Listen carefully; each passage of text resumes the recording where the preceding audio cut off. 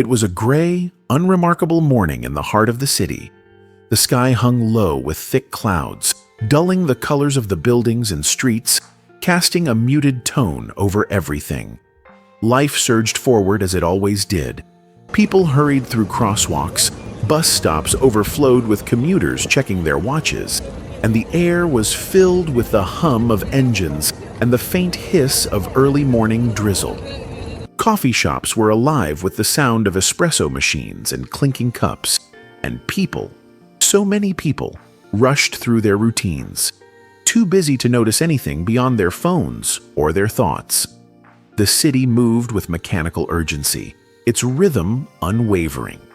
But in the middle of that chaos, one small figure seemed to move against the current.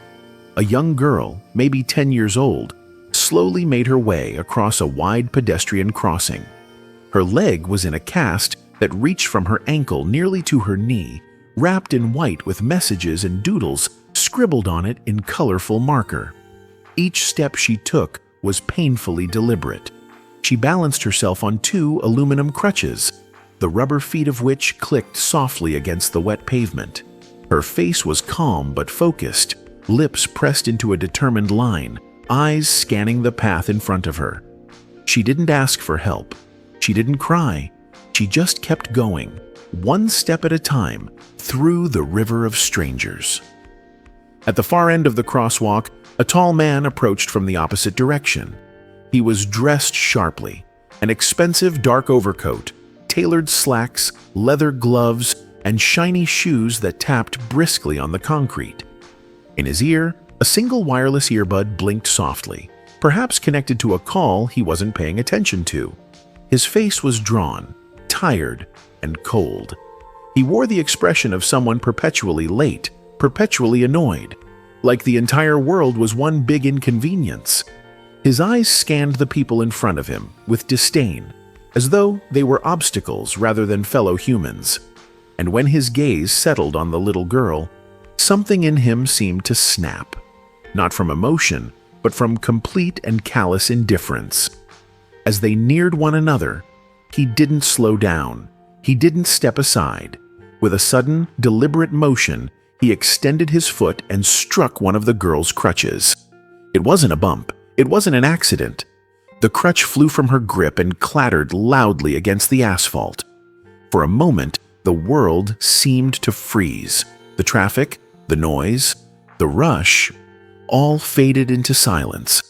The little girl wobbled dangerously, struggling to stay upright. Her free hand flailed slightly, trying to catch her balance. But she didn't fall. Instead, she took a shaky breath, swallowed whatever fear or frustration had risen, and began to bend down. It was slow, awkward, and obviously painful. Her movements weren't just difficult, they were a battle. Every inch she lowered herself was a triumph of spirit over weakness. She reached for the fallen crutch, gripping it with trembling fingers. She never looked up at the man. Not once. She didn't demand an apology or cry for help. She just endured. And the man? He didn't even pause. He glanced over his shoulder with a mixture of annoyance and contempt, let out a short, sharp snort, and kept walking, as if she was nothing more than a bump in the road, as if her pain didn't matter. But what he didn't know, what he couldn't possibly have known, was that someone was watching. Just a few steps away, seated near the window of a small cafe, was a young man with a camera.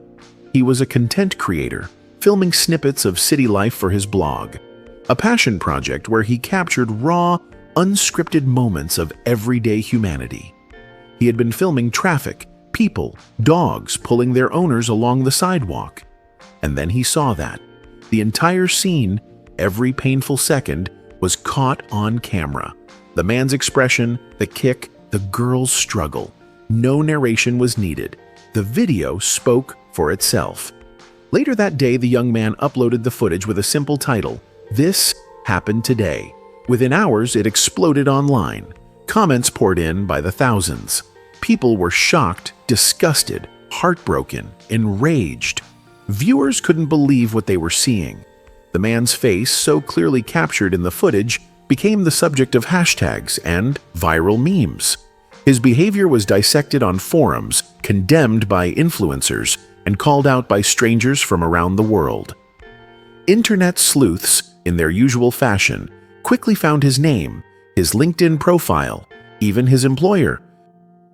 By morning, the video had reached his workplace. In a quiet office with tall glass windows, his boss called him in without a word. The executive, a calm man with a stern face, didn't ask any questions. He simply turned a tablet toward him and hit play. The man stood frozen as the video played. His mouth opened slightly, maybe to excuse or explain. But the boss didn't let him speak. He raised one hand and said, with the weight of finality, "We don't need people like you representing this company. You're done here." And that was it. In less than 24 hours, his career, built over years of hard work, networking, and ambition, collapsed. Not because of a scandal or a mistake, but because of a single moment of cruelty, a single act of heartlessness toward a child who couldn't fight back. A kick, a look, and everything unraveled.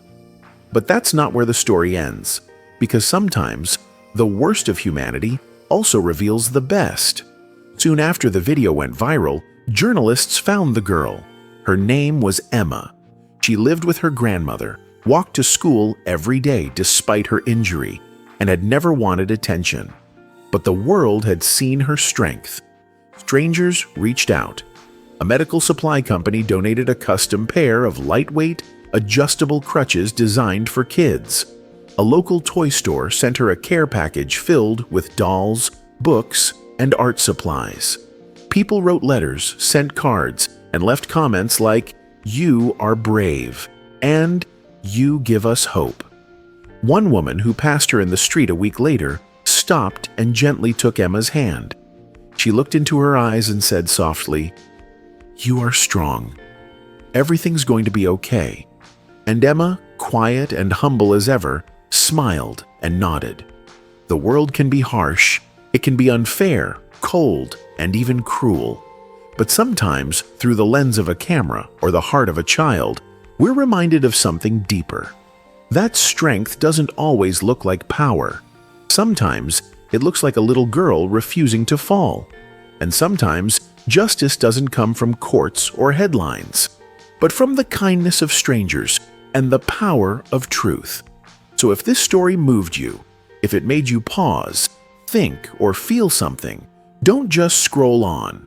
Like the video, share it, subscribe to the channel. There are many more stories waiting to be told. Stories that remind us that even in an ordinary gray morning, the extraordinary is always out there, waiting to be seen.